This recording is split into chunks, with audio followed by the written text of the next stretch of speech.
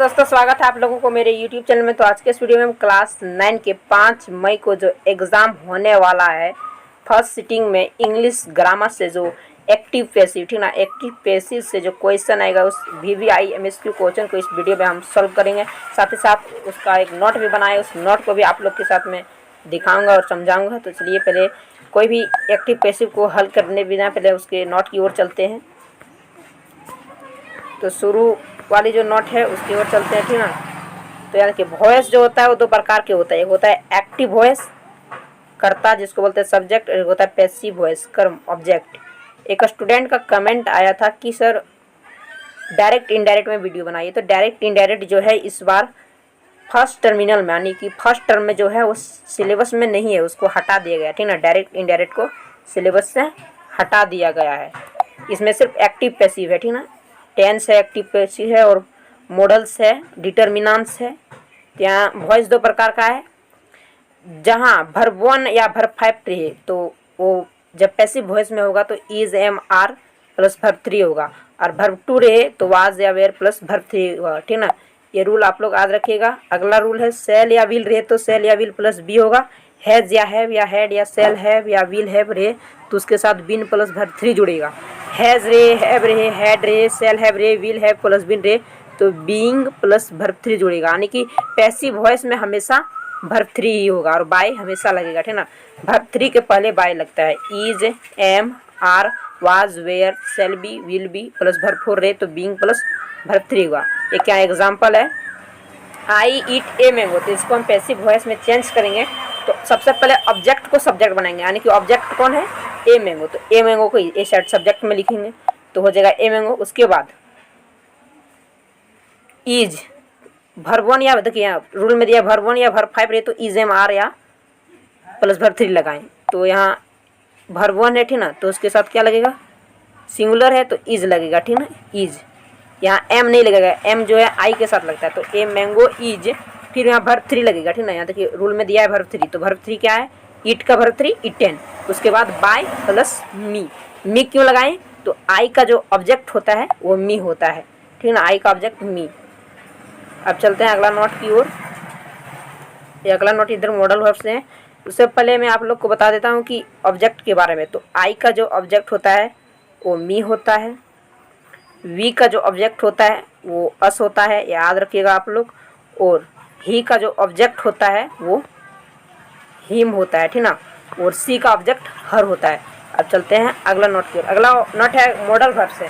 Modal verb को अगर passive voice में, पैसिव फॉर्म में बनाना है अगर, तो मॉडल प्लस वर्ब 1 रहे तो modal plus be plus verb 3 होगा। पैसिव वॉइस में modal plus be plus verb 3 होगा, ठीक ना। तो देखिए एक उदाहरण लिए हैं, you must help your brother. तो सबसे पहले यहाँ मॉडल वर्ब लेंगे तो मॉडल वर्ब कौन है, यू मस्ट, ठीक ना। तो you brother must be helped bye you. सब यहाँ रूल के हिसाब से यहाँ सब चेंज हुआ है, ठीक ना। अब चलते हैं अगला नोट की ओर। अगला नोट इम्परेटिव सेंटेंस। अगर इम्परेटिव सेंटेंस रहे ऑर्डर या कमांड वाले वाक्य तो उसका पैसिव फॉर्म कैसे बनेगा, तो उसका पैसिव फॉर्म बनेगा let plus object plus be plus verb 3, ठीक ना। सबसे पहले लेट लगेगा, उसके बाद ऑब्जेक्ट लगेगा, उसके प्लस बी लगेगा प्लस वर्ब 3 लगेगा, ठीक ना, वर्ब 3। तो यहाँ एक उदाहरण दिया गया है, डू दिस वर्क, मतलब यह काम करो, ठीक ना। तो इसको जब हम पैसिव फॉर्म में बनाएंगे तो सबसे पहले लेट लगाएंगे। देखिए लेट लगा है, उसके बाद ऑब्जेक्ट। तो ऑब्जेक्ट क्या है, दिस वर्क। पिछले वाले भाग को ही ऑब्जेक्ट कहा जाता है। तो दिस वर्क, तो लेट दिस वर्क। उसके बाद क्या है, बी, तो फिर बी लगाएं। फिर वर्ब 3, तो डू का वर्ब 3 क्या हो जाएगा, डन होगा। सेम एकदम रूल आप लोग याद रखिएगा तो एक भी क्वेश्चन एक्टिव पैसिव से गलती नहीं होगी, ठीक। चलते हैं अगला एग्जाम्पल की ओर। अगला एग्जाम्पल है bring a glass of water. Bring a glass of water. तो इसका जब हम पैसिव फॉर्म बनाएंगे तो सबसे पहले लेट लगेगा रूल के हिसाब से। रूल में दिया लेट, उसके बाद ऑब्जेक्ट, तो लेट लगा। ऑब्जेक्ट क्या है, एक ग्लास ऑफ वाटर, तो एक ग्लास ऑफ वाटर लगाएं। उसके बाद यहाँ रूल में क्या बोला है, बी लगाने, तो यहाँ बी लगाएं, ठीक। उसके बाद वर्ब 3, तो ब्रिंग का वर्ब 3 ब्राउस्ड हो जाएगा, ठीक ना। अब चलते हैं अगला नोट की ओर। अगला नोट है एडवाइस, यानी कि सलाह। अगर सलाह को पैसिव फॉर्म में बनाना है एडवाइस को, तो सबसे पहले ऑब्जेक्ट लगेगा, उसके बाद शुड लगेगा। Object plus should plus be plus verb 3, ठीक है। देखिए यहाँ अपने हाथों से ये सब नोट तैयार किए हैं आप लोग के लिए। मैं आप लोग के लिए इतना मेहनत कर रहा हूँ ताकि आप लोग का जो मार्क्स बने इंग्लिश में वो A+ मार्क्स बने। तो इसको हल करते हैं। हेल्प द पुअर, तो यहाँ सबसे बोल रहा है सबसे पहले ऑब्जेक्ट लगाना है। तो ऑब्जेक्ट क्या है? द पुअर, तो द पुअर लगाएं। उसके बाद शुड लगाएं, फिर बी लगाएं, उसके बाद वर्ब 3। तो हेल्प का वर्ब 3 क्या हो जाएगा? हेल्प, ठीक है ना। इस तरह आप पैसिव फॉर्म में बना सकते हैं एडवाइस सेंटेंस को। परीक्षा में ये सब सेंटेंस आता है। अगर आप ये रूल अगर जानते हैं और याद रख लिए, ये रूल का प्रयोग करना जान गए, तो आपका एक भी क्वेश्चन एक्टिव पैसिव से गलती नहीं होगा, ये मैं गारंटी के साथ कहता हूँ। अब चलते हैं अगला नोट की ओर। रिक्वेस्ट, अनुरोध वाला वाक्य रहे, ठीक ना। रिक्वेस्ट वाला वाक्य रहे तो उसको चेंज करना है पैसिव में। तो you are requested plus to plus verb 1 plus object होगा। जैसे एक हम लिए हैं sentence, kindly post the letter, तो यहाँ क्या लगाना है?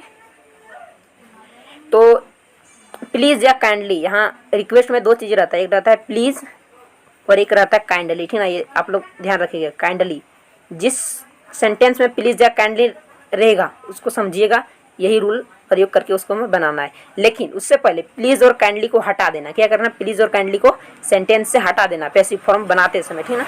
तो याद रखिए काइंडली है, इसको हम हटा दिए। तो उसके बाद यू आर रिक्वेस्टेड जोड़ दिए, तो यू आर रिक्वेस्टेड यहाँ जोड़ दिए। फिर उसके बाद टू, उसके बाद देखिए पोस्ट द लेटर।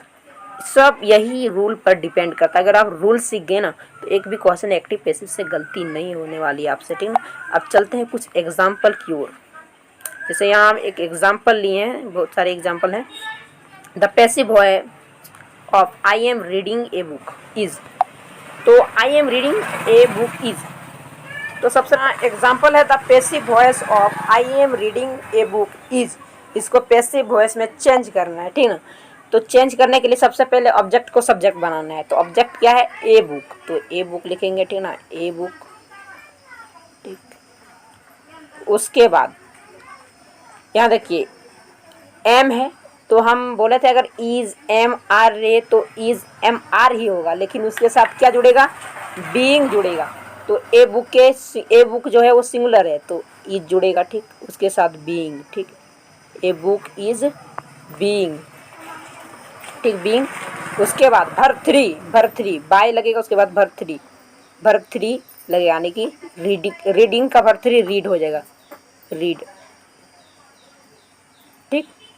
उसके बाद यहाँ इसको ऑब्जेक्ट बनाना है आई का, तो आई का ऑब्जेक्ट क्या होगा? मी, यानी कि ए book is being read by me. Option number 4 जो है बिल्कुल सही आंसर है। अब चलते हैं अगला क्वेश्चन की ओर। अगला question, the passive voice of the police caused the thief, तो इसको जब हम चेंज करेंगे तो the thief was caused. Option number A जो है बिल्कुल सही आंसर है। चलते हैं अगला क्वेश्चन की ओर। अगला question, the passive voice of the boys are making a noise is, इसको पैसिव वॉइस में चेंज करेंगे तो सबसे पहले ये वर्ब 3 होगा, मेकिंग का वर्ब 3 मेड, तो यहाँ सभी सेंटेंस में मेड दिया है, ठीक ना। उसके बाद यहाँ देखिए इज एम आर है, तो इसके साथ बीइंग लगेगा, इज एम आर के साथ बीइंग, तो यहाँ 3 सब्जेक्ट में बीइंग दिया है, लेकिन सबसे ऑप्शन नंबर 1 में बीइंग नहीं दिया है, तो ये गलत है। उसके बाद ए नॉइज होगा, उसके बाद बाय द बॉयज़ होगा, बाय द बॉयज़, तो ऑप्शन नंबर 2 जो है मिल रहा है, ठीक है, ऑप्शन नंबर 2 जो है बिल्कुल सही आंसर है। अब चलते हैं अगला क्वेश्चन की ओर। अगला question, the passive voice of Rani writes a letter is, a letter is written by Rani, क्या होगा? A letter is written by Rani, यानी ए लेटर को आगे लाएंगे। उसके बाद यहाँ देखिए वर्ब 1 है या वर्ब 5? वर्ब 5 है, तो वर्ब 5 या वर्ब 1 रहे तो क्या लगेगा? इज एम आर, तो ए लेटर के साथ क्या लगेगा? इज। उसके बाद देखिए राइट्स का वर्ब 3 रिटन, उसके बाय, उसके बाद ऑब्जेक्ट क्या है? रानी। ऑप्शन नंबर 1 जो है बिल्कुल सही आंसर। अब चलते हैं अगला क्वेश्चन की। अगला question, the passive voice of I have not read a book, तो इसका जब पैसिव वॉइस बनाएंगे तो a book has not been read by me होगा। ऑप्शन नंबर 1 जो है बिल्कुल सही आंसर है। आई होप, मुझे आशा है कि आप लोग को ये वीडियो बहुत ही हेल्पफुल रहा होगा। तो जाइए कल और ले आइए इंग्लिश में इस सब रूल का प्रयोग करके A+। मिलेंगे आपके साथ अगली वीडियो में, तब तक के लिए।